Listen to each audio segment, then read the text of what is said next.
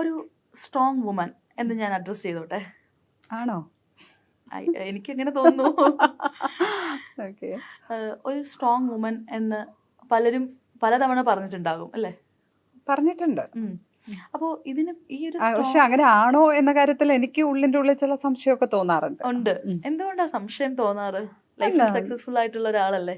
Strong ആണെന്ന് പറയുമ്പോൾ നമുക്ക് നമ്മളുടെ ഏറ്റവും വലിയ ബലഹീനതകൾ എല്ലാം അറിയുന്ന ആൾ നമ്മളല്ലേ. നമ്മളെക്കാൾ കൂടുതൽ നമ്മളെ ആർക്കെങ്കിലും അറിയുമോ എന്ന് എനിക്കറിയില്ല. അപ്പോൾ നമുക്കല്ലേ അറിയുള്ളൂ നമ്മൾ എത്ര തവണ കരഞ്ഞിട്ടുണ്ടാവും, നമ്മൾ എത്ര തവണ തളർന്നിരുന്നു പോയിട്ടുണ്ടാവും, ഇതൊക്കെ നമുക്കല്ലേ അറിയൂ. അപ്പോൾ പുറമേക്ക് കാണുമ്പോൾ ആളുകൾക്ക് അങ്ങനെ തോന്നും. എല്ലാ ആളുകളുടെയും ലൈഫിൽ ഇങ്ങനെ തന്നെ ആയിരിക്കും എന്ന് തോന്നുന്നു. ആരും അങ്ങനെ സ്ട്രോങ് ആയിട്ട് ജനിക്കുന്നൊന്നും തോന്നുന്നില്ല. പിന്നെ സ്ട്രോങ് വുമൺ എന്ന് പറയുമ്പോൾ നമ്മൾ ഓരോ സിറ്റുവേഷനെ എങ്ങനെ ഡീൽ ചെയ്യുന്നു, ഓരോ ഇഷ്യൂസിൽ നമ്മൾ എന്ത് നിലപാടെടുക്കുന്നു, അതൊക്കെ തന്നെയായിരിക്കും നമ്മൾ ആ ഒരു സ്ട്രോങ് എന്ന് പറയുന്നത് വെച്ച് ഡിഫൈൻ ചെയ്യുന്നത് അതാണ് എന്ന് തോന്നുന്നു. ഞാൻ ഈ പറഞ്ഞ പോലെ ഇപ്പം ഒരുപാട് പേര് പറഞ്ഞിട്ടുണ്ടെന്ന് പറഞ്ഞു. അറ്റ്ലീസ്റ്റ് ഒരു 10 പേരെങ്കിലും പറഞ്ഞിട്ടുണ്ടാകും സ്ട്രോങ് വുമൻ എന്ന്. അപ്പോൾ ഒട്ടും ഈസി അല്ല ഒരു സ്ട്രോങ് വുമൻ ആകുക എന്നുള്ളത്. അതിന് പുറകിൽ ഒരുപാട് ബാറ്റിൽസ് കടന്നു വന്നിട്ടുണ്ടായിരിക്കും. എന്തൊക്കെയായിരുന്നു ആ ബാറ്റിൽസ്? അല്ലെങ്കിൽ ലക്ഷ്മി പത്മ എന്ന സ്ട്രോങ് വുമൻ മീൻസ് എന്താണ്? ഞാൻ ഇപ്പോഴും എനിക്കതിനകത്ത് സംശയമുണ്ട്, എങ്കിൽ പോലും പറയാം. അങ്ങനെയെങ്കിലും കുറച്ചു പേർക്കെങ്കിലും അങ്ങനെ തോന്നിയിട്ടുണ്ടല്ലോ, അതുകൊണ്ട് പറയാം. ഉറപ്പായിട്ടും നമ്മൾ കുട്ടിക്കാലം മുതൽ ഫേസ് ചെയ്യുന്ന ഒരുപാട് കാര്യങ്ങളുണ്ട്. അതിനകത്ത് ഞാൻ വളർന്നു വന്ന തികച്ചും ഒരു ഗ്രാമീണമായിട്ടുള്ളൊരു ചുറ്റുപാടിൽ നിന്നാണ്. അപ്പം തന്നെ അവിടെ നിന്ന് ആ ഒരു ലെയർ പൊട്ടിച്ച് നമ്മൾ പുറത്തേക്ക് വരുമ്പോൾ അത് നമ്മളുടെ വസ്ത്രധാരണത്തിൽ തുടങ്ങി, നമ്മുടെ ചിന്താഗതിയിൽ തുടങ്ങി, നമ്മൾ അതിലെല്ലാം നമ്മൾ ഓരോ കാലത്തിനനുസരിച്ച് മാറ്റം ഉൾക്കൊള്ളാൻ ഞാൻ നോക്കിയിട്ടുണ്ട്. പേഴ്സണലി ഞാൻ അങ്ങനെ നോക്കിയിട്ടുണ്ട്. അതായത് ചിലപ്പം നമുക്കൊരു 20 കൊല്ലം മുന്നേ ശരിയാണ് എന്ന് തോന്നുന്ന ഒരു കാര്യങ്ങളായിരിക്കില്ല ഇപ്പോൾ ശരിയാണെന്ന് തോന്നുന്നത്. അപ്പം നമ്മൾ ചുറ്റുപാടുന്ന് അത്തരം മാറ്റങ്ങൾ ഉൾക്കൊള്ളാൻ നോക്കിയിട്ടുണ്ട്. അത്തരം പല തരത്തിലുള്ള സുഹൃത്തുക്കളെ നമ്മുടെ ജീവിതത്തിലേക്ക് കൊണ്ടുവന്നിട്ടുണ്ട്. പല പല കാര്യങ്ങളും പലയിടത്തുനിന്നും വാച്ച് ചെയ്തിട്ടൊക്കെ തന്നെയാണ് നമ്മളിലേക്ക് അത് എടുക്കുകയാണ് ചെയ്യുന്നത്. ഇത് ഓക്കെയാണോ? ചിലപ്പോൾ നമുക്ക് 10-20 കൊല്ലം മുന്നേ നമ്മളൊരു ഭയങ്കര സ്ത്രീവിരുദ്ധമായ തമാശ കേട്ട് ആൺകുട്ടികളുടെ ഇടയിലിരുന്ന് ചിരിച്ചിട്ടുണ്ടാവും. അന്ന് അവർ പറയും, ഓക്കെ നീ ഇപ്പം ഞങ്ങളുടെ കൂട്ടത്തിലൊരാളായി, നീ ഭയങ്കര ഓക്കെയാണ്, നീ ഭയങ്കര നിന്നോട് ഞങ്ങൾക്കൊരു ജെൻഡർ ഡിഫറൻസ് ഇല്ലാതെ ഇടപെടാൻ പറ്റുന്നുണ്ട് എന്ന് പറയുമ്പോൾ അന്ന് നമുക്ക് ഭയങ്കര ഓക്കെ ആയിരുന്നു. ഓ ഞാനും ഈ ആൺകുട്ടികളെ പോലെ ഒരാളാണ് എന്ന് പറയുന്നതായിരിക്കും ആ സമയത്ത് എൻ്റെ നിലപാടോ ആ സമയത്ത് എൻ്റെ പൊളിറ്റിക്സോ അതായിരിക്കും. കുറച്ച് കഴിയുമ്പോഴാണ് നമുക്ക് മനസ്സിലാവുന്നത് അതെന്തൊരു ഓഞ്ഞ കോമഡിക്കാണ് ഞാൻ ചിരിച്ചത്, അതെത്ര പൊളിറ്റിക്കലാണ്, അതെത്ര സ്ത്രീവിരുദ്ധമാണ് എന്ന് നമുക്ക് പിന്നീട് മനസ്സിലാവും. അപ്പോൾ പിന്നെ അത് പറയുമ്പോൾ വലിയൊരു സംഭവമായിട്ട് ആ സമയത്ത് തോന്നുന്നുണ്ട്.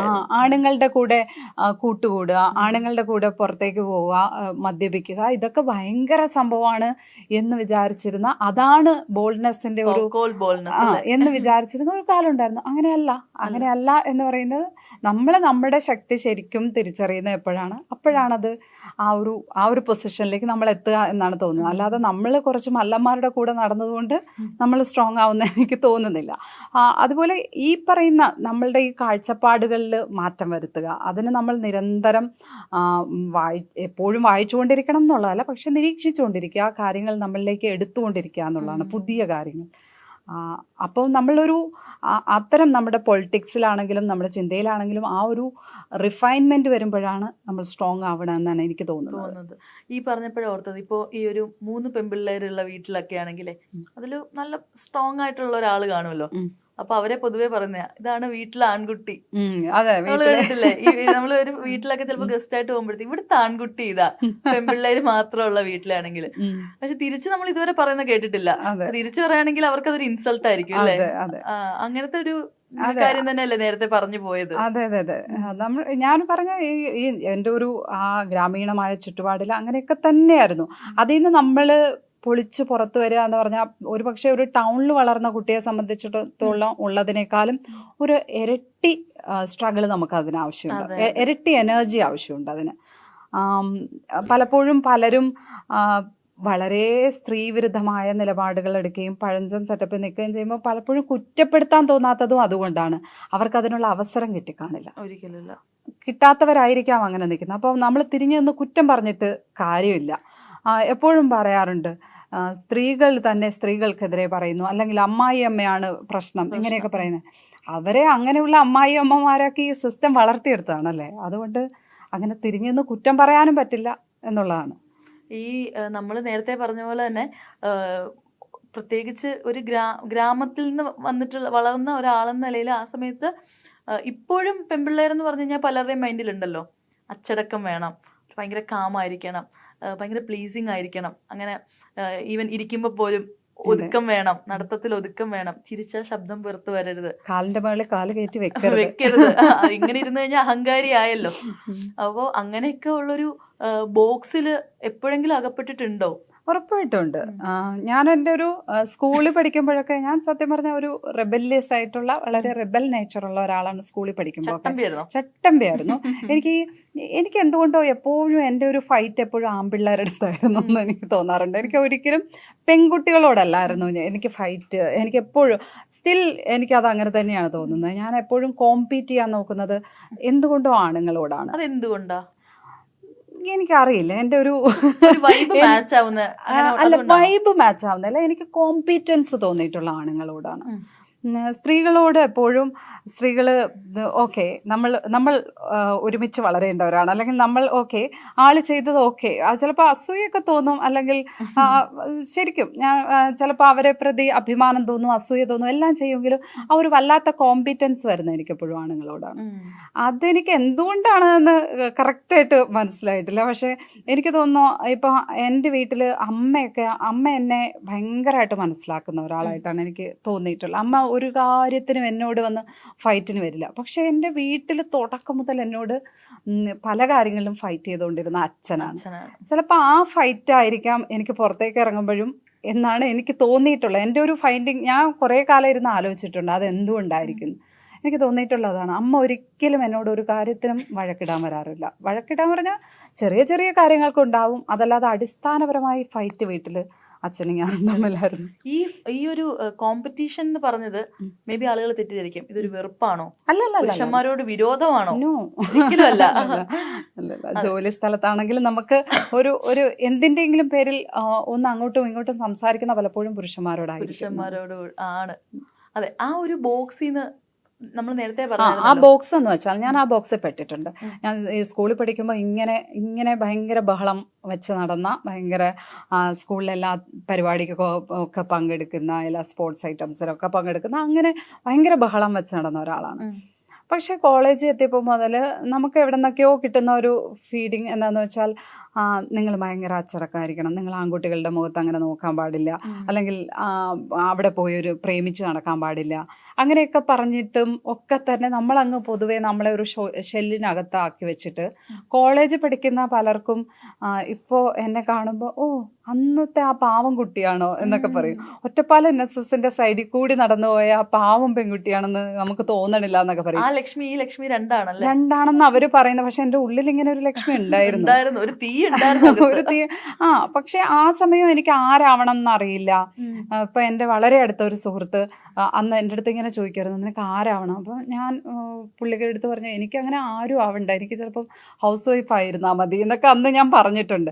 എന്നിട്ട് അവരിപ്പോൾ ചോദിക്കുമ്പോൾ അത് കഴിഞ്ഞിട്ടാണ് നമ്മളിൽ ഇങ്ങനെ ആഗ്രഹം വരുന്നതും ഒക്കെ. സത്യത്തിൽ പ്രസ് ക്ലബ്ബിൽ പഠിക്കാൻ പോകുന്നത് വരെ ഞാൻ ജേർണലിസ്റ്റ് ആവണമെന്നൊന്നും വിചാരിച്ചിട്ടേ ഇല്ല, വിചാരിച്ചിട്ടില്ല. ഈ ഒരു പാവം കുട്ടി എങ്ങനെ പ്രസ് ക്ലബ്ബിൽ ചെന്ന് പെട്ടു? അത് നമുക്ക് ഒരിക്കലും ആ ഒരു വേ എങ്ങനെ സംഭവിച്ചത് മനസ്സിലാവുന്നില്ല. ഒന്നുമില്ല, എൻ്റെ അച്ഛൻ എന്നെ ടീച്ചറാക്കാനായിരുന്നു ആഗ്രഹം. വീട്ടിലെല്ലാവരും ടീച്ചർമാരാണ്, അച്ഛൻ്റെ പെങ്ങൾമാരെല്ലാവരും ടീച്ചർമാരാണ്, അച്ഛൻ്റെ അച്ഛൻ മാഷായിരുന്നു. അപ്പം ആ ഒരു ടീച്ചർ ഫാമിലിയിൽ എന്നെയും ടീച്ചറാക്കാമെന്നായിരുന്നു വിചാരിച്ചത്. അപ്പോൾ ഫിസിക്സിന് വേണ്ടത്ര മാർക്കില്ലാത്തത് കാരണം BEdന് അഡ്മിഷൻ കിട്ടാൻ കുറച്ച് വൈകി. അതായത് PGക്ക് പോകാനുള്ള മാർക്ക് അന്നേരം, അതായത് മെറിറ്റ് കിട്ടുന്ന ഒരു മാർക്ക് ഉണ്ടായില്ല. എനിക്ക് PG ഒട്ട് പോവാൻ താല്പര്യമില്ലായിരുന്നു. എന്നാൽ പിന്നെ BEd എടുത്തിട്ട് ഫിസിക്സ്, അതും അച്ഛൻ കമ്പൽ ചെയ്ത്, അതാണ് ഈ ഷെല്ലിനകത്ത് പെട്ടുപോയത് കൊണ്ടാണ് ഞാൻ ഫിസിക്സ് പഠിക്കേണ്ടി വന്നത് തന്നെ. ഇഷ്ടമില്ലാത്ത സബ്ജക്റ്റ് അച്ഛൻ പറഞ്ഞത് കൊണ്ട് മാത്രം പോയി പഠിച്ചതാണ്. അപ്പോൾ എന്നാൽ പിന്നെ അച്ഛൻ തന്നെ വിചാരിക്കുകയാണ് എന്നെ ടീച്ചറാക്കാമെന്ന്. അപ്പോൾ ടീച്ചറാക്കാനുള്ള അതിനിടയിൽ കുറച്ച് ഗ്യാപ്പ്, BEdന് അഡ്മിഷൻ എടുക്കുന്നതിനിടയിൽ കുറച്ച് ഗ്യാപ്പ്. അപ്പോൾ അച്ഛൻ തന്നെ പറഞ്ഞു, എന്നാൽ പിന്നെ മോള് ഇവിടെ പ്രസ് ക്ലബ്ബിൽ ഇതിങ്ങനെ കോഴ്സുണ്ട്, അവിടെ ഒന്ന് പോയി ചേരുമോ എന്ന് ചോദിച്ചു. ചോദിച്ചു, ഇലക്ട്രോണിക് ജേർണലിസം ചേരുക. അപ്പം അച്ഛൻ അന്ന് ഈ TV ഒക്കെ കണ്ട് ഭയങ്കര അതിൽ വളരെ ഇൻട്രസ്റ്റഡ് ആയി. ഭയങ്കര അച്ഛൻ സ്ഥിരം TV കാണുന്ന ഒരാളാണ്. അപ്പോൾ അച്ഛൻ അതിൽ ഇലക്ട്രോണിക് ജേർണലിസം ഞാൻ പോയി ചേരുന്നതിനോട് അച്ഛനും ഇഷ്ടമായിരുന്നു. അച്ഛൻ എന്നെ പറഞ്ഞു വിട്ടു. പിന്നെ കുറച്ച് കഴിയുമ്പോൾ അച്ഛന് മനസ്സിലായി ഞാനെന്തോ കൈവിട്ട് പോകുന്നുണ്ടോ എന്നൊരു സംശയം തോന്നിയിട്ട് തിരിച്ച് നമുക്ക് BEd ചേരാമെന്ന് പറഞ്ഞപ്പോൾ, പക്ഷേ അപ്പോഴത്തേക്കും ഞാൻ അതിലേക്ക് ഭയങ്കരമായി അതിൽ അഡിക്റ്റഡ് ആയി പോവും. അത് തന്നെ എൻ്റെ പ്രൊഫഷന് ഞാൻ തിരഞ്ഞെടുക്കുകയൊക്കെ ചെയ്തു. ആ സമയമായപ്പോൾ തന്നെ എനിക്ക് അങ്ങനെ ഒരു ചിന്ത വന്നു, ശരി എനിക്ക് എൻ്റെ ഫീൽഡ് ഇതാണ് എന്ന് പറയുന്ന ഒരു ചിന്ത. അതെ, പക്ഷെ എനിക്ക് അവിടെ പോയി ആ ക്ലാസ് പോകുന്നു. ഞാൻ സ്ഥിരം അന്ന് ഇന്ത്യ വിഷനൊക്കെയാണ് കാണുന്നത്, ഇന്ത്യ വിഷൻ സ്ഥിരം കാണുന്നു ഇല്ലേ. അപ്പോൾ ആ റിപ്പോർട്ടേഴ്സ് ഫീൽഡിൽ പോയുള്ള റിപ്പോർട്ടിങ്, എനിക്ക് ശരിക്കും റിപ്പോർട്ടിംഗ് ആയിരുന്നു സത്യത്തിൽ അന്ന് ഭയങ്കര ഇഷ്ടം തോന്നിയിട്ടുള്ളത്. പിന്നെ നികേഷ് കുമാർ, അങ്ങനെ കുറേ പേരൊക്കെ ആങ്കർ ചെയ്യുന്നു, അവർ ചെയ്യുന്നതൊക്കെ അനുപമ, അങ്ങനെ ഒരുപാട് പേരെ നമ്മൾ സ്ക്രീനിൽ കാണുമ്പോൾ ഓക്കെ ഇതുപോലെയൊക്കെ ആവണം എന്നൊക്കെ തോന്നും. എന്നാൽ പിന്നെ ഇത് തന്നെ എന്നങ്ങ് ഉറപ്പിച്ചു പോവുമായിരുന്നു. അപ്പൊ അച്ഛന് മേ ബി അറിയാമായിരിക്കുമോ മകളുടെ മനസ്സിൽ ഇങ്ങനെ ഒരു, മോളുടെ ഉള്ളിൽ ഇങ്ങനെ ഒരു സംഭവം ഉണ്ട്? പിന്നെ അച്ഛൻ ആക്സെപ്റ്റ് ചെയ്തു. അച്ഛന് എന്തോ അറിയില്ല, അച്ഛൻ പക്ഷേ കുറച്ചു കാലം നിൽക്കണ്ട, വീട്ടിൽ വെറുതെ നിൽക്കണ്ടെന്ന് കരുതി വിട്ടതാ. പിന്നെ ഞാൻ അതെല്ലാം അങ്ങ് അഡിക്റ്റഡ് ആയി എന്ന് പറയുന്നത്. അങ്ങനെ അതെന്റെ ഒരു ഫീൽഡായി ഞാൻ തെരഞ്ഞെടുത്തു. അപ്പോഴത്തേക്കും അങ്ങനെ അൺഎക്സ്പെക്റ്റഡ് ആയിട്ട് ആക്സിഡന്റൽ പ്രൈം മിനിസ്റ്റർ എന്ന് മൻമോഹൻ സിംഗ് പറഞ്ഞിട്ടില്ലേ, അതെ, ഞാൻ ആക്സിഡന്റൽ ജേർണലിസ്റ്റ് ആണ്. ഇൻ കേസ് ഇപ്പൊ ഫിസിക്സ് ഒന്നും ഇഷ്ടമില്ലാത്ത ഒരാളായിരുന്നല്ലോ, ഒരു ഫ്രീ മൈൻഡഡ് അച്ഛനൊക്കെ ആയിരുന്നെങ്കിൽ, സ്വന്തം ഇഷ്ടത്തിന് തീരുമാനിക്കാമായിരുന്നെങ്കിൽ ഏത് രീതിയിൽ പോയേനെ? അത് എന്താവുമായിരുന്നു എന്ന് എനിക്ക് പറയാൻ പറ്റുന്നില്ല. മേ ബി ഞാൻ ജേർണലിസ്റ്റ് തന്നെ ആയേനെ. അതിനുള്ളൊരു സാധ്യതയുണ്ട്. ഇനി വേറൊരു രീതിയിൽ നമുക്ക് ഇമാജിൻ ചെയ്യാനേ പറ്റുന്നില്ല അല്ലേ? വേറൊരു രീതിയിൽ ഇമാജിൻ ചെയ്യാൻ പറ്റുന്നില്ല. ചിലപ്പോൾ ഫിലിമിൽ എന്തെങ്കിലും കൈ നോക്കിയേനെ എന്നൊക്കെ എനിക്ക് തോന്നാറുണ്ട്. എനിക്ക് കുറച്ച് ഡയറക്ഷനൊക്കെ ഭയങ്കര താല്പര്യമാണ്. എപ്പോഴെങ്കിലും ഒന്ന് ട്രൈ ചെയ്യുമോ ഇനി? ഞാനൊരു ചെറിയ ഷോർട്ട് ഫിലിമൊക്കെ എടുത്തിട്ടുണ്ട്. പിന്നെ എനിക്ക് ആ സമയത്ത് തന്നെ ഞാൻ ഇന്ത്യ വിഷനിൽ വർക്ക് ചെയ്തുകൊണ്ടിരിക്കുമ്പോൾ തന്നെ ഞാൻ ഫിലിം ഡയറക്ടേഴ്സിനെയൊക്കെ കാണുമ്പോൾ ഞാൻ കൂടെ ഒന്ന് വർക്ക് ചെയ്യാം, ഞാൻ സിനിമ പഠിക്കാമെന്നൊക്കെ പറഞ്ഞിട്ടൊക്കെ ഉണ്ട് അവരുടെ അടുത്തൊക്കെ. ജയരാജ് സാറിനോടൊക്കെ പറഞ്ഞിട്ടുണ്ട്. അങ്ങനെയാണ് എൻ്റെ ഒരു താല്പര്യം കണ്ടിട്ട് പിന്നെ ഞാൻ സ്വന്തം നിലയ്ക്ക് ഇതാക്കി സ്ക്രിപ്റ്റൊക്കെ ആക്കി അങ്ങനെയാണ് ഷോർട്ട് ഫിലിമൊക്കെ ആക്കിയത്. എൻ്റെ ഉള്ളിൽ അങ്ങനെ ഒരു ആഗ്രഹമുണ്ട്. പക്ഷെ അതിന് നമ്മുടെ ഈ ഒരു ജോലിക്കിടയിൽ അതിന് വേണ്ടി സമയം ഇൻവെസ്റ്റ് ചെയ്യുന്നത് ഭയങ്കര കഷ്ടമാണ്. നമ്മളിപ്പോൾ ഈ പറയുന്ന പോലെ സമയം, അതായത് ഒരു യൂഷ്വലി ഒരു ഗവൺമെൻറ് എംപ്ലോയി ഒരു 9 to 5 ജോബ് പോലെയോ വേറൊരു ജോബ് പോലെയല്ല. ന്യൂസ് റിപ്പോർട്ടിംഗ് എന്നൊക്കെ പറയുമ്പോഴേക്ക് നിങ്ങൾക്കൊരു അങ്ങനെ ഹോളിഡേയ്സ് ഇല്ല, ഒന്നുമില്ല, എപ്പോഴും എൻഗേജ്ഡ് ആയിട്ടിരിക്കണം. മേ ബി അടുത്ത ഒരു ബന്ധുവിൻ്റെ കല്യാണമോ നമ്മുടെ തന്നെ ഒരു പലതും നമുക്ക് ചിലപ്പോൾ മിസ്സായി എന്ന് വരാം. എങ്ങനെയാണ് പേഴ്സണൽ ലൈഫും പ്രൊഫഷണൽ ലൈഫും കൂടി മാനേജ് ചെയ്യുന്നത്? സമയം കിട്ടാറുണ്ടോ? പേഴ്സണൽ ലൈഫ് മിസ് ചെയ്യാറുണ്ടോ? മിസ് ചെയ്യാറുണ്ട് പലപ്പോഴും അത് മിസ് ചെയ്യാറുണ്ട്. കാരണം എല്ലാവരും സൺഡേ വീട്ടിൽ ഓഫീസിൽ പോകാതിരിക്കുമ്പോൾ നമ്മൾ സൺഡേ എല്ലാ ദിവസവും ഓഫീസിൽ പോകണം. പിന്നെ അതിനേക്കാൾ കുഴപ്പമില്ല, സൺഡേ നമുക്ക് മിസ്സായാലും ആഴ്ചയിൽ ഏതെങ്കിലും ഒരു ദിവസം നമുക്ക് ഓഫ് എടുക്കാൻ പറ്റും. പക്ഷേ ഈ ഓണത്തിനൊക്കെയാണ് ശരിക്കും, ഓണത്തിന് നമ്മൾക്ക് ഓണം അങ്ങനത്തെ ചടങ്ങുകൾ വരുമ്പോൾ നമ്മൾ പ്രത്യേകിച്ചും ആങ്കേഴ്സ് കൂടിയാണല്ലോ. അപ്പോൾ നമ്മൾ നല്ല വേഷമൊക്കെ ഇട്ട് ആ ദിവസം സ്ക്രീനിൽ വേണം എന്നുള്ളതാണ്. ആരും അങ്ങനെ നിർബന്ധിക്കാറൊന്നുമില്ല ഇപ്പോൾ ഒന്നും. പക്ഷേ നമ്മൾ ആ ദിവസം സ്ക്രീനിൽ വേണ്ടത് ഒരാവശ്യമാണെന്ന് നമുക്ക് തന്നെ തോന്നും. കാരണം നമ്മൾ ഇല്ലെങ്കിൽ ആ ഒരു ദിവസം വളരെ പ്രധാനപ്പെട്ട ഒരു ദിവസം ആളുകൾ TV തുറന്ന് നോക്കുമ്പോൾ വേണം എന്ന് പറയുന്നത് നമ്മൾ ഓരോരുത്തരും അത് നമ്മളുടെ ഒരു ആഗ്രഹമായിട്ട് വയ്ക്കുന്നുണ്ട്. അപ്പോൾ അതിൽ ആ ഒരു പ്രൊഫഷണൽ ആയിട്ടുള്ള ആ ഒരു മുൻഗണന കൊടുക്കുമ്പോൾ നമുക്ക് വീട്ടുകാരുടെ കൂടെയുള്ള ഓണമൊക്കെ നഷ്ടപ്പെട്ടു പോകാറുണ്ട്. അത് അച്ഛൻ്റെ അമ്മയുടെയും കൂടെയുള്ള ഓണങ്ങളൊക്കെ അങ്ങനെ ഒരുപാട് നഷ്ടപ്പെട്ടിട്ടുണ്ട് എന്ന് പറയുന്ന ആലോചിക്കുമ്പോൾ സങ്കടമുണ്ട്. അതുപോലെ തന്നെ വേറൊരു അർത്ഥത്തിൽ സന്തോഷമുണ്ട്. നമ്മൾ വേറൊരു അർത്ഥത്തിലാണ് ആളുകളുടെ മുന്നേ ആ ഓണ ദിവസമൊക്കെ എത്തിച്ചേരുന്നത്. അങ്ങനെ ഒരുപാട് അങ്ങനത്തെ സെലിബ്രേഷൻസ് ഒക്കെ നഷ്ടപ്പെട്ടു പോകാറുണ്ട്. ഫാമിലി ടൈം ഒക്കെ കിട്ടാറുണ്ട്. പിന്നെ ഓഫും ലീവും ഒക്കെ ഉണ്ട് നമുക്ക്. അങ്ങനെ ഒരു ഓഫും ലീവും ഒന്നും ഇല്ലാത്ത സംവിധാനമേ അല്ല. പക്ഷെ അത് എല്ലാവരെയും പോലെ അത്ര അധികം കിട്ടുമോ എന്ന് വെച്ചാൽ ഇല്ല. ഞാൻ ചോദിക്കട്ടെ, ഇപ്പോൾ കറണ്ട് ഇഷ്യൂ നടന്നുകൊണ്ടിരിക്കുകയാണ്, നിങ്ങൾക്കത് റിപ്പോർട്ട് ചെയ്യണം. അപ്പോൾ അങ്ങനെ ഒരു സിറ്റുവേഷനിൽ നമുക്ക് ഈ വെഡ്ഡിംഗ് ഒക്കെ പോലെ പ്രീ പ്ലാൻഡ് അല്ലാതെ അൺഎക്സ്പെക്റ്റഡ് ആയിട്ട് വരുന്ന ചില പ്രശ്നങ്ങൾ ഉണ്ടാവും, അല്ലെങ്കിൽ ചില ഇവൻറ്റ്സ് ഉണ്ടാവും, അങ്ങനെ എന്തെങ്കിലും ഒരു പരിപാടി വരും. അങ്ങനെ ഒരു സിറ്റുവേഷനിൽ എപ്പോഴെങ്കിലും സ്റ്റക്കായി നിന്നിട്ടുണ്ടോ? അതോ ഇതോ ഏതിന് പോകും ഇത് മാറ്റി വെക്കേണ്ടി വന്നിട്ടുണ്ടോ? അങ്ങനത്തെ ഒത്തിരി സന്ദർഭങ്ങൾ ഉണ്ടായിട്ടുണ്ട്. ഇപ്പം ഉറപ്പായിട്ടും അച്ഛൻ്റെ അസുഖവുമായി ബന്ധപ്പെട്ടൊക്കെ ഞാൻ ഹോസ്പിറ്റലിൽ പോകുമ്പോഴൊക്കെ പലപ്പോഴും നമ്മൾ ജോലി തന്നെയാണ് അവിടെ കട്ട് ചെയ്ത് പേഴ്സണൽ കാര്യത്തിന് പ്രയോറിറ്റി കൊടുത്തിട്ടുണ്ട്. അങ്ങനെ പോയിട്ടുണ്ട്. പിന്നെ തിരിച്ച് പേഴ്സണൽ കാര്യങ്ങൾ കട്ട് ചെയ്ത് ജോലിക്കും അത് നമ്മൾ നോക്കുമല്ലോ ഏതാണ് ഇപ്പം നമ്മൾ ചെയ്യേണ്ടത് എന്നുള്ളത്. നമുക്കൊരു മുൻഗണന നിശ്ചയിക്കാൻ പറ്റുമല്ലോ. അപ്പോൾ അതിനനുസരിച്ച് അത് തിരിച്ച് ജോലിയുടെ കാര്യത്തിലാണെങ്കിൽ ചിലപ്പോൾ അതിന് പ്രിഫറൻസ് കൊടുക്കുകയും ചിലപ്പോൾ പേഴ്സണൽ കാര്യങ്ങൾക്ക് പ്രിഫറൻസ് കൊടുക്കുകയും ചെയ്തിട്ടുണ്ട്. അങ്ങനെ വല്ലാതെ അങ്ങ് സ്റ്റക്കായി നിന്ന് പോയിട്ടില്ല. പക്ഷെ അങ്ങനെ നമ്മളൊന്ന് ആലോചിച്ചാൽ ഒരു തീരുമാനമെടുക്കാറുണ്ട്. അതായത് ഇപ്പോൾ നമ്മുടെയൊക്കെ ഒരു ഇന്റർവ്യൂ എന്നൊക്കെ പറഞ്ഞു കഴിഞ്ഞാൽ അത് റെക്കോർഡഡ് ആയിരിക്കും, എഡിറ്റ് ചെയ്ത വേർഷനാണ് നമ്മൾ ഔട്ട് ചെയ്യുന്നത്. ബട്ട് നിങ്ങളുടെ കേസിൽ കൂടുതലും ലൈവ് ആയിരിക്കും പോകുന്നത്. അപ്പോൾ ഈ പറയുന്ന പോലെ ലൈവ് പോകുന്ന സമയത്ത് ചിലപ്പോൾ നമ്മുടെ മനുഷ്യന്മാർ എപ്പോഴും ഒരേ മൈൻഡിലായിരിക്കണം എന്നില്ല.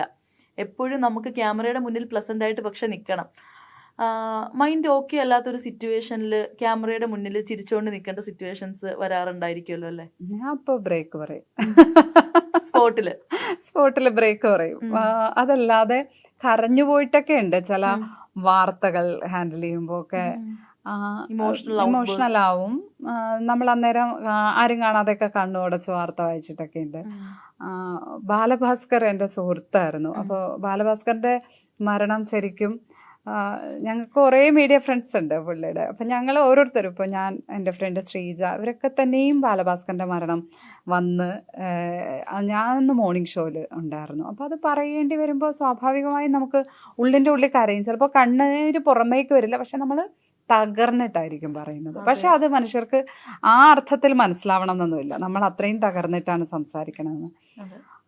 അതുപോലെ ഒരുപാട് കാര്യങ്ങളിൽ എനിക്ക് ചിലപ്പോൾ ചെറിയ കാര്യങ്ങൾ മതി എന്നെ ഞാൻ പെട്ടെന്ന് ഇമോഷണൽ ആവുന്ന ആളാണ്. ഞാൻ പറഞ്ഞില്ലേ, നേരത്തെ പറഞ്ഞ ക്വസ്റ്റ്യനുമായി കണക്ട് ചെയ്താൽ സ്ട്രോങ് ആണോ എന്ന് വെച്ചാൽ പെട്ടെന്ന് കരയുന്ന ആൾ കൂടിയാണ്. പെട്ടെന്ന് കരയുന്ന ആളുകളെല്ലാം സ്ട്രോങ് അല്ലേ എന്ന് വെച്ചാൽ ഞാൻ പറയുന്ന ആ ഡെഫിനിഷനിൽ കരയുന്ന ആളുകൾ സ്ട്രോങ് അല്ലാതിരിക്കുന്നില്ല, ദുർബലരല്ല. അപ്പോൾ എനിക്ക് തോന്നിയിട്ടുള്ള പലപ്പോഴും മുന്നേ പോകുന്ന ഒരു സ്റ്റോറി അത് ഭയങ്കര നമ്മളെ ഇമോഷണലി ഹോണ്ട് ചെയ്യുന്ന ഒന്നാണെങ്കിൽ ചിലപ്പം അത് കഴിയുമ്പോഴത്തേക്കും ഒന്ന് കണ്ണൊക്കെ ഇതാക്കാറുണ്ട്. പിന്നെ തീരെ മാനേജ് ചെയ്യാൻ പറ്റാത്തതാണെങ്കിൽ ബ്രേക്ക് പറയാറുണ്ട്. അങ്ങനെ ബ്രേക്ക് പറഞ്ഞൊരു സിറ്റുവേഷൻ ഈ അടുത്ത് തന്നെ ഉണ്ടായിട്ടുണ്ട്. ഈ അടുത്ത് തന്നെ ഒരു നിങ്ങൾക്ക് ചിലപ്പോൾ അറിയായിരിക്കും, ഇതുമായി ബന്ധപ്പെട്ട് അതിൻ്റെ പേരിൽ സോഷ്യൽ മീഡിയ അറ്റാക്കും ട്രോളും ഒക്കെ കിട്ടുന്നുണ്ട്. പക്ഷേ ഞാൻ അതിനകത്ത് എനിക്ക് വളരെ ഇമോഷണലി എന്നെ ടച്ച് ചെയ്യുന്ന ഒത്തിരി കാര്യങ്ങളുണ്ടായിട്ടുണ്ട്.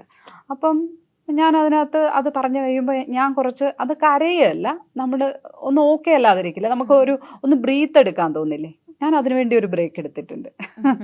അതല്ലാതെ കരഞ്ഞു പോയിട്ടും ഉണ്ട് സത്യത്തിൽ. അത് ഓണെയർ കരഞ്ഞു പോയിട്ടുള്ള അത് പിന്നീട് എല്ലാവരും ഇപ്പോൾ കോമഡി ആയിട്ട് പറയും. നമ്മൾ കിം കിടുക്ക് മരിച്ചിട്ട് ഞങ്ങളെല്ലാവരും കൂടി ലൈവിലേക്ക് പോയി നിൽക്കുമ്പോൾ എന്നെ നിർബന്ധിച്ച് കൊണ്ടുപോവാണ്. അപ്പോൾ എനിക്ക് പെട്ടെന്ന് നമ്മൾ കോവിഡിൽ എല്ലാവരും കൂടി അടഞ്ഞിരിക്കുന്ന ഒരു സമയം കൂടിയാണ്. അന്നേരം ശരിക്കും അവിടെ ഫെസ്റ്റിവൽ നടക്കേണ്ടുന്ന ഡിസംബർ ടൈമിലാണ് മറ്റാണ് കിം കിടുക്ക് മരിക്കുന്നത്.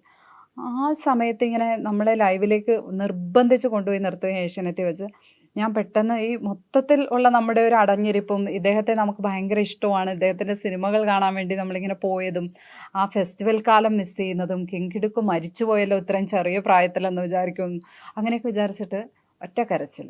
അത് പക്ഷേ അതൊക്കെ ലൈവിൽ സംഭവിച്ചു പോയിട്ടുണ്ട്. അങ്ങനെ അല്ലാത്ത എനിക്ക് പലപ്പോഴും ചില വേദികളിലൊക്കെ പ്രസംഗിച്ചുകൊണ്ടിരിക്കുമ്പോഴൊക്കെയാണ്, അല്ലെങ്കിൽ ചില സ്ഥലങ്ങളിലേക്ക് എനിക്ക് ഒന്നാമത് ഈ പ്രസംഗം തീരെ വഴങ്ങാത്തൊരു സാധനമാണ്. ക്യാമറയുടെ മുന്നിൽ നിന്ന് നമ്മൾ എന്തും സംസാരിക്കും, പക്ഷേ ഒരു അല്ലാത്ത ഇടത്ത് പോയാൽ എനിക്ക് എൻ്റെ ഇമോഷൻസിനെ ഒന്നും ചിലപ്പോൾ കൺട്രോൾ ചെയ്യാൻ പറ്റില്ല. എനിക്ക് എന്തെങ്കിലും വിഷമം വന്നാൽ ചിലപ്പോൾ മൈക്കിൻ്റെ മുന്നിൽ തന്നെ നിന്ന് കരഞ്ഞു പോയ സന്ദർഭങ്ങളൊക്കെ ഉണ്ടായിട്ടുണ്ട്. അതുപോലെ ഇപ്പോൾ നമ്മൾ ഈ റിപ്പോർട്ട് നടക്കുന്ന സമയങ്ങളിൽ പലപ്പോഴും ഇപ്പം നമ്മുടെ ഫ്ലഡ് വരുന്ന സമയത്ത്, അതുപോലെ ചൂരൽമല ഇൻസിഡൻറ്റ് നടന്ന സമയത്ത്, ഇതൊക്കെ എന്ന് പറയുമ്പോഴത്തേക്ക് നമുക്ക് ടി വിയിൽ കാണുമ്പോൾ തന്നെ ഭയങ്കര ഹാർട്ട് ബ്രേക്കിംഗ് ആയിട്ടുള്ള സംഭവങ്ങളായിരിക്കും നമ്മൾ കാണുന്നത്. അപ്പം നിങ്ങൾ കുറച്ചുകൂടെ അതിലും റോ ആയിട്ട് അത് എക്സ്പീരിയൻസ് ചെയ്യുന്നുണ്ട്. അപ്പോൾ പരിചയമില്ലാത്തവർക്ക് വേണ്ടിയിട്ടും കരഞ്ഞിട്ടുണ്ടാവുമല്ലോ? ഉറപ്പായിട്ടും. നമുക്ക് അതിനകത്ത് പരിചയം എന്ന് പറയുന്ന ഒന്നും ഒരു കാര്യമല്ല. അതിനകത്ത് ചെറിയ കുട്ടികൾ മരിച്ചിട്ട് ട്രിവാൻഡ്രത്ത് ആക്സിഡൻ്റ് ഉണ്ടായപ്പോൾ ഓരോ കുട്ടികളെയും ഈ കുട്ടി മരിച്ചു, ഈ കുട്ടി ഓരോ മക്കളുടെയും പേരിങ്ങനെ പറഞ്ഞിട്ട് ഇവർ മരിച്ചാണോ എന്ന് ക്രോസ് ചെക്ക് ചെയ്യാൻ വേണ്ടി ആ പ്രിൻസിപ്പളിൻ്റെ അടുത്തേക്ക് പോകുമ്പോൾ ഒക്കെ നമ്മൾ കരഞ്ഞുകൊണ്ടാണ് സത്യത്തിൽ പോകുന്നത്. പിന്നെ ശ്രീനാഥ് മരിച്ചിട്ട് അദ്ദേഹത്തിൻ്റെ ഭാര്യയുടെ ബൈറ്റ് എടുക്കാൻ പോകുമ്പോൾ അവർ പൊട്ടിക്കരയുമ്പോൾ അവരുടെ കൂടെ ഇരുന്ന് നമ്മൾ കരഞ്ഞു പോവും. പിന്നെ അതൊന്നും ക്യാമറയിൽ വരില്ല. അതൊക്കെ ഇപ്പോഴൊക്കെ ആണെങ്കിൽ പലപ്പോഴും ക്യാമറയിലൊക്കെ അത് വന്ന് വേറെ തരത്തിലൊക്കെ ആവും. പക്ഷെ അന്നത്തെ നമ്മളത് കണ്ണുനീര് അവിടെ വെച്ചിട്ട് ബൈറ്റ് എടുക്കും. ഈ ചൂരൽമലയിലൊക്കെ പോയപ്പം സത്യത്തിൽ ഈ ചെറിയ കുട്ടികളുടെ മൃതദേഹം കാത്തുവയ്ക്കുന്ന അച്ഛൻ അവരുടെ അടുത്തൊക്കെ പോയി ബൈറ്റ് എടുക്കുമ്പോൾ അവർ കരയുമ്പോൾ നമ്മൾ സൈഡിൽ കൂടെ കണ്ണൊക്കെ തുടച്ച് നിൽക്കും. അത് നമ്മൾ ആരായാലും അങ്ങനെ ഇമോഷണലായി പോകുന്നതാണ് തോന്നുന്നത്. അവിടെ നമുക്ക് വലിയ പടച്ചട്ടയിട്ട് ഇവിടെ ജേർണലിസ്റ്റാണ് എന്ന് പറയുന്ന മുഖംമൂടിയൊന്നും പറ്റത്തില്ല, എല്ലാം മനുഷ്യരല്ലേ. അപ്പം അത്തരം വിഷയങ്ങൾ ഡീൽ ചെയ്യുമ്പോൾ ഉറപ്പായിട്ടും അങ്ങനെ ഇമോഷണലായി പോകാറുണ്ട്. ഈ പറയുന്നത് പോലെ തന്നെ ഏറ്റവും കൂടുതൽ അതിപ്പോൾ എൻ്റർടൈൻമെൻറ്റ് ജേർണലിസ്റ്റുകൾക്കാണെങ്കിലും എൻ്റർടൈൻമെൻറ്റ് മീഡിയയിലാണെങ്കിലും ന്യൂസ് റിപ്പോർട്ടിങ്ങിലാണെങ്കിലും പൊതുവേ പറയുന്ന ഒരു പേരാണ് മാപ്രകൾ, മാധ്യമ പ്രവർത്തകർ. അവർ ഭയങ്കര കട്ടി മനസ്സുള്ളവരാണ്. ഒരു മരണ വീട്ടിൽ പോയിട്ട് പോലും ഭയങ്കര റഫായിട്ട് അവരുടെ റീച്ചിന് വേണ്ടിയിട്ട് എന്തും ചോദിക്കുന്നവരാണ് എന്നൊക്കെ. അപ്പൊ ആ ഒരു സംഭവം പറയുമ്പോൾ ഈ ഒരു ഇമോഷണൽ വശം എനിക്ക് കണക്ട് ചെയ്യാൻ തോന്നുന്നു. അവര് അതങ്ങനെ പറഞ്ഞുകൊണ്ടേയിരിക്കും. അത് നമ്മൾ എന്ത് ചെയ്താലും ആ പറച്ചില് നമ്മൾ കേൾക്കേണ്ടവരാണ്. അതങ്ങനെ പറഞ്ഞുകൊണ്ടിരിക്കും. കേൾക്കേണ്ടവരാണെന്നല്ല, അങ്ങനെയാണ് സമൂഹം. നമ്മൾ കരഞ്ഞാ പറയും അതേ കരഞ്ഞു, ചുമ്മാ കള്ളക്കണ്ണീര് എന്ന് പറയും. റീച്ചിന് വേണ്ടി കരഞ്ഞു എന്ന് പറയും. കരഞ്ഞില്ലെങ്കിൽ പറയും അതാ കണ്ടില്ലേ, കരച്ചിൽ പോലും വരുന്നില്ല, ഇവിടെയൊക്കെ പോയി ഇത്രയും മനുഷ്യത്വം ഇല്ലാതെ ചോദിച്ചു എന്ന് പറയും. പിന്നെ അതിനകത്ത് നമ്മുടെ ആളുകളുടെ നമ്മുടെ ഭാഗത്ത് നിന്ന് ചെറിയ മിസ്റ്റേക്സ് ഒക്കെ പറ്റിയിട്ടുണ്ട്. ഇതൊക്കെ സത്യം പറഞ്ഞാൽ ഒരു ലൈവാണല്ലോ. അതിനകത്ത് നമുക്കൊരിക്കലും ഒരു ഡ്രാമ ചെയ്യാനോ അതല്ലെങ്കിൽ ഒന്നിനും ഉള്ളൊരു ഗ്യാപ്പില്ല. ഒന്നിനുമില്ല, നമുക്കൊന്ന് പ്രിപ്പയർ ചെയ്യാനോ ഒന്നും ഉള്ള ഒരു ഗ്യാപ്പില്ല. ചിലപ്പോൾ നമ്മൾ ചോദിക്കുന്ന ഒരു ചോദ്യം അത് ചിലപ്പം ബാക്കിയുള്ളവർക്ക് കേൾക്കുമ്പോൾ അത് ഓടായി തോന്നാം, ഓക്കെ അല്ലായിരിക്കാം. അങ്ങനെയൊക്കെയുള്ള തെറ്റുകളൊക്കെ പലരുടെയും ഭാഗത്തു നിന്ന് ഉണ്ടായിട്ടുണ്ടാവും. അത് തിരുത്തി പോവുക എന്നുള്ളതേ ഉള്ളൂ. അതല്ലാതെ ഇവരെല്ലാം മറ്റേ ഹൃദയമില്ലാത്തവരാണ്, ഇവരെല്ലാവരും അങ്ങനെയാണ് എന്ന് ഞാൻ കരുതുന്നില്ല. പലരുടെയും ഭാഗത്തു നിന്ന് തെറ്റുകളൊക്കെ സംഭവിച്ചിട്ടുണ്ടാവും. ഒരു ക്വസ്റ്റ്യൻ ചോദിക്കുന്നത് ലൈവില് തെറ്റ് പറ്റിപ്പോയിട്ടുണ്ടാവാം. ചിലപ്പം ആ നേരത്തെ സിറ്റുവേഷന് ചേരാത്തൊരു ചോദ്യം ചോദിച്ചു പോയി കാണാം ആരെങ്കിലും. മേ ബി ഒന്ന് പ്ലാൻ ചെയ്ത് വരികയാണെങ്കിൽ മനുഷ്യർക്കും പറ്റുന്ന തെറ്റാണ്, ആർക്കും പറ്റും. അങ്ങനെ പറ്റിപ്പോയ ഒരു ടങ് സ്ലിപ്പ് ഉണ്ടോ പിന്നീട്? പിന്നെന്താ, എനിക്കുണ്ടായിട്ടുണ്ട്.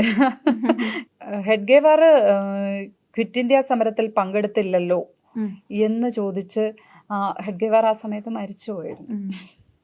അത് ഭയങ്കര ട്രോളായിരുന്നു. അപ്പൊ ഞാൻ പറയാം, അങ്ങനത്തെ മിസ്റ്റേക്സ് ഒക്കെ ആർക്കും പറ്റുന്നതാണ്, ആർക്കും പറ്റിപ്പോകാം. ലൈവിൽ ആർക്കും ഒരു മിസ്റ്റേക്ക്, ഒരു മിസ്റ്റേക്ക് ഒക്കെ പറ്റിപ്പോകാം. അത് കാരണം അവര് ലോകോത്തര മണ്ടന്മാരാണ്, അവരിനി ഒരിക്കലും നന്നാവാത്തവരാണ്, അല്ലെങ്കിൽ അവര് ഒന്നിനും കൊള്ളാത്ത ജേർണലിസ്റ്റുകളാണ്, അങ്ങനെയൊന്നും കരുതാൻ പറ്റില്ല. ലൈവിൽ ആർക്കും ഇങ്ങനത്തെ പ്രശ്നങ്ങൾ പറ്റിപ്പോകാം. ഈ ഓൺ എയറിൽ സംഭവിച്ച ഇപ്പോഴും എല്ലാവരും ചാനലിൽ കളിയാക്കുന്ന ഒരു ഇൻസിഡന്റ് ഉണ്ടോ? ഓൺ എയറിൽ സംഭവിച്ച ഈ ക്വിറ്റ് ഇന്ത്യ കുറച്ചു കാലം കളിയാക്കുമായിരുന്നു. പിന്നെ അങ്ങനെ ഓരോരോ നിങ്ങളുടെ ഒരു ഫ്രണ്ട് സർക്കിളിനിടയിൽ എപ്പോഴും കളിയാക്കുന്ന ഒരു കോമഡി ആയിട്ട് പോയൊരു സംഭവം ഉണ്ടോ? ഈ പറയുന്ന സൈബർ ബുള്ളിങ്ങും ഒന്നും കിട്ടാത്ത ഒരു കോമഡി ആയിട്ട് ഇപ്പോഴും പറയുന്നത്, എനിക്ക് ലൈവിനേക്കാൾ കൂടുതൽ എൻ്റെ റിപ്പോർട്ടിംഗ് കാലത്തെക്കുറിച്ച് ഭയങ്കര കോമഡി പറയുമായിരുന്നു ആളുകൾ. കോമഡി പറയാൻ അത് നമ്മുടെ എക്സ്പീരിയൻസില്ലായ്മ കൊണ്ട് ഉണ്ടായിട്ടുള്ള കുറേ സാധനങ്ങളുണ്ട്. ഇപ്പം ആറ്റുകാൽ പൊങ്കാല റിപ്പോർട്ട് ചെയ്യാൻ ഞാൻ ആദ്യമായിട്ടാണ് ലൈവ് നിൽക്കുന്നത്. ആറ്റുകാൽ പൊങ്കാലയ്ക്കാണെന്നാണ് എൻ്റെ, അല്ല അതിന് മുന്നേ ഒരു മഴ ലൈവ് എന്തോ നിന്നിട്ടുണ്ട്. പക്ഷെ കണ്ടിന്യൂസ് ഒരു ഡേ ഫുൾ ലൈവ് നിൽക്കുന്നത് ആദ്യമായിട്ട് ആറ്റുകാൽ പൊങ്കാലയ്ക്കാണ്. അത് ഇന്ത്യ വിഷനിൽ നിന്നപ്പോൾ. അപ്പോൾ പെട്ടെന്ന് നമ്മളിങ്ങനെ ലൈവ് കണ്ടിന്യൂസ് പറയേണ്ടി വരുമ്പോൾ നമുക്ക് നമ്മുടെ കൊളോക്കിയൽ സ്ലാങ് ഒക്കെ വരും. അപ്പോൾ ഞാനിങ്ങനെ ആറ്റുകാൽ പൊങ്കാലയിൽ ഇവിടെ മണ്ടപ്പുറ്റ് അവിച്ചുകൊണ്ടിരിക്കുകയാണ് എന്ന് പറഞ്ഞു. അപ്പോൾ ഈ അവിച്ചുകൊണ്ടിരിക്കുകയാണ് എന്ന് പറഞ്ഞിട്ട് എല്ലാവരും ട്രോള് വരുന്നു. ഓ, ലക്ഷ്മി അവിടെ മണ്ടപ്പുറ്റ് അവിക്കാൻ പോയിട്ടുണ്ട് എന്ന് പറഞ്ഞിട്ട് ഞാൻ സ്ഥിരം അതിനെക്കുറിച്ച് കോമഡി അടിക്കുമായിരുന്നു. വേറൊരു തവണ ഇങ്ങനെ ഒരു ചേട്ടൻ ഒരു സൈഡിൽ കിടന്ന് ഉറങ്ങുക, മെഡിക്കൽ കോളേജിൽ ഒരു ലൈവ് പോവാൻ നിൽക്കുകയാണ് ഞാൻ, ഡോക്ടർമാരുടെ സമരം. അപ്പോൾ ആ മരത്തിൻ്റെ ചോട്ടിൽ ഒരു ചേട്ടൻ കിടന്ന് ഉറങ്ങുന്നുണ്ട്. അപ്പം ഞാൻ അവിടെ നിന്ന് പറഞ്ഞു, ഇവിടെ ശരിക്കും രോഗികളാണ് ബലിയാടാവുന്നത് എന്ന് പറയുന്നുണ്ട്. ഞാൻ ആ ഒരു വൈൻഡപ്പിന് വേണ്ടി ഒരു പീസ് ലൈവ് അല്ല കേട്ടോ, ഞാനൊരു സ്റ്റോറിക്ക് വേണ്ടി ഇത് എടുത്തു വെക്കുക, ഒരു P2C എടുത്തു വെക്കുക. ഇവിടെ രോഗികളാണ് ബലിയാടാകുന്നത് എന്ന് പറയുമ്പോൾ ഈ ബലിയാട് എനിക്ക് അത്ര കിട്ടുന്നില്ല. അപ്പോൾ കുറച്ച് കഴിഞ്ഞപ്പോൾ ഈ ചേട്ടൻ തലവൊക്കെ പറഞ്ഞ് അതെ ആ ബലിയാടാണ് പ്രശ്നം എന്ന്. ഇത് പറഞ്ഞിട്ട് ക്യാമറമാൻ ചിരിച്ച് ഓഫീസിൽ വന്ന കഥ വേറെ. അതായത് ഈ ചേട്ടൻ പറഞ്ഞത് മോളെ ആ ബലിയാടിനെ അങ്ങോട്ടങ്ങനെ മാറ്റിക്കിട്ട് ഞാനൊന്ന് കിടന്നുറങ്ങി. ബലിയാട് കുറെ തവണ ആയി ശരിയാവുന്നില്ലല്ലേ? ആ ബലിയാടിനെ അങ്ങോട്ടങ്ങനെ മാറ്റിക്കിട്ട് ഞാനൊന്ന് കിടന്ന് ഉറങ്ങിക്കോട്ടെ എന്ന് പറഞ്ഞു. അങ്ങനെ ആ കഥയൊക്കെ ഇങ്ങനെ നമുക്കെതിരെ ഇങ്ങനെ പറഞ്ഞുകൊണ്ട് നടക്കുന്ന കഥകളാ. എന്തെങ്കിലും ഒന്ന് കിട്ടിയാൽ ഭയങ്കര കഥയാക്കും അവര്. അങ്ങനെ കഥയാക്കി നടന്നിട്ടുള്ള അതിപ്പോഴും നമ്മുടെ സുഹൃത്തുക്കൾ, പഴയ സുഹൃത്തുക്കളാണ്. മറ്റേ ബലിയാട്, മറ്റേ പൊങ്കാല, മണ്ടപ്പുറ്റ അവിക്കല് എന്ന് പറഞ്ഞ് ഇപ്പോഴും ആറ്റുകാൽ പൊങ്കാല ആകുമ്പോൾ അത് പറഞ്ഞ് കളിയാക്കും. അങ്ങനത്തെ ഫണ്ണി ആയിട്ടുള്ള ഒരുപാട് കാര്യങ്ങളുണ്ട്.